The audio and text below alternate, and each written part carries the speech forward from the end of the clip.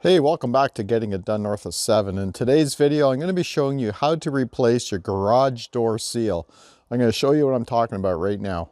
I'm talking about this rubber seal that's on the bottom of your garage door. As you can see, this one is wore right out, so I'm going to replace this. I'm not just going to be replacing this rubber seal. I'm going to replace the metal backing that comes with your seal. This one here is really wore out, and when I close my door, it doesn't seal properly. So here is the garage door seal that I bought. As you can see, if it's a bottom garage door seal, I got the 16-foot length because I have two doors and they're 8 foot in wide each. So what I can do, instead of buying two 8-foot lengths, I bought one 16-foot length. It's all folded, and I'm going to cut it in half, and that'll allow me to utilize this garage door seal for both doors. So let's get started. First, we're going to start off by removing the existing garage door seal that's on the bottom of one garage door right now. So the first thing I'm going to do safety-wise is I'm going to go up here and unplug the garage door opener. And I'm going to lower this door and I'm going to prop it up with a 2x4 or something so that I can work on it. That way we're safe. We don't have to worry about the door coming down on you. To remove the existing seal, we have a bunch of screws here, at least on this door, that I have to remove. There's one here, and there's like 4 more down that way. So I'm gonna go ahead and undo all these screws and drop this seal. There you can see it starting to fall down now. You may have to split your rubber seal down the middle to get access to the screws that hold the metal on. 2 4-foot lengths. So what we're gonna do is we're gonna screw 2 of these for one door. That'll make it 8 feet, because my door is exactly 8 feet long. And we're going to butt them together in the middle. And then we're going to cut our rubber seal into an 8-foot length. And we'll slide it through the channel here. There's 2 channels. So that rubber seal will slide into each channel. And we've got to cover the whole 8-foot length of the bottom of the door. So this should be pretty good. So just to let you know, I bought this garage door seal at Home Depot. If I find it on Amazon, I'll leave links below in the description of this video where you can get it. If it's reasonably priced, I'll put links to this product in there. But what's going on here is that rubber seal is, well, you know, I thought it'd be 16 feet long, but it is. It's also, they give you about 8 extra inches on the end, because here's your 16-foot mark. And you can see it's quite longer. So that's a good thing. That way you can cut this and you're sure you're not going to be cutting it too short. So I'm going to take half of whatever this is, 2, 4, 6, 7 inches, 8 inches. So I'm going to take half of the 16 feet and 8 inches, and I'm going to cut it in the middle. That way we got a little extra for each door. Okay, so I got the first screw in here in the bottom rail. So I butted this rail to the outside edge perfectly.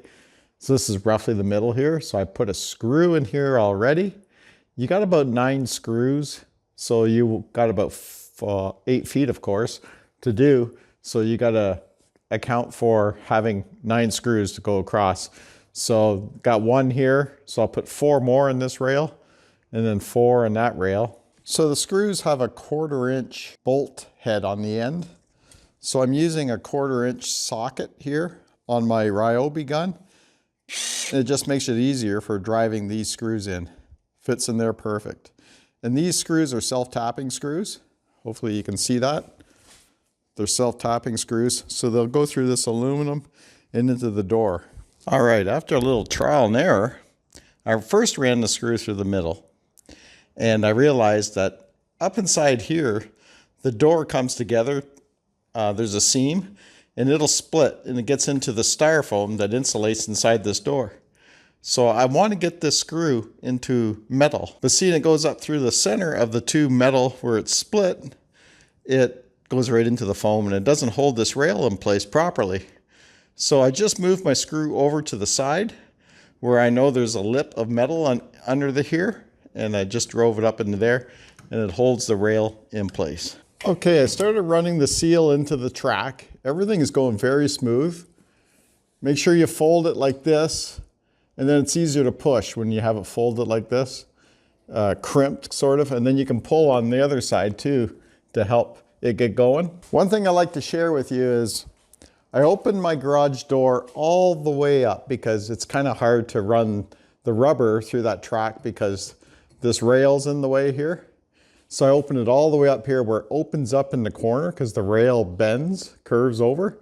So you open it all the way up, get a pair of vice grips, and just lock it so that it doesn't come down. It stays in that position. So there's what it looks like. I only got the one side of the track in. I'm gonna put the other side of the track on. I just wanted to make sure everything worked good. So this is here, this is what it looks like, and it's sliding through, no problem. And then stick around the end of the video because I'm gonna show you a trick on how to make this more puffy or more sealant, as I should say. I'm gonna show you that tip. So make sure you stick around to the end of the video after I got all the railing and the seal in place. Okay, we have our seal in place. It's all through our track. Make sure when you're installing it with this side of the seal down. Now I have this excess seal here at the end. I'm gonna come in here with my knife and just cut it off flush right here and throw this away. Now one thing I'll tell you, putting that rubber seal in there, like running it through that track was so easy because this track here, the aluminum part of it was clean.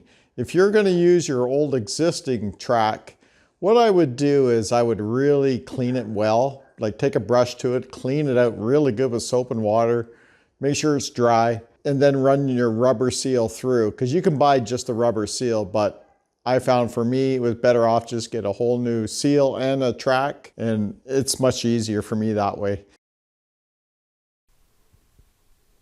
Now for the tip I mentioned earlier to stick around to the end of this video is this right here, the poly foam rope. It's like a pool noodle kind of material. So what you're going to want to do is, say there's a bit of a gap between your seal and your garage floor. You can grab some of this poly foam rope, about 3/4 of an inch to 1 inch, and stick it in the middle of the seal, the hole at the end of your seal. Run it through and that should work. Again, use about a 3/4 of an inch to 1 inch diameter polyfoam rope. So this job actually went a lot easier than I thought it would, and I want to thank you for watching, and we'll see you on the next video.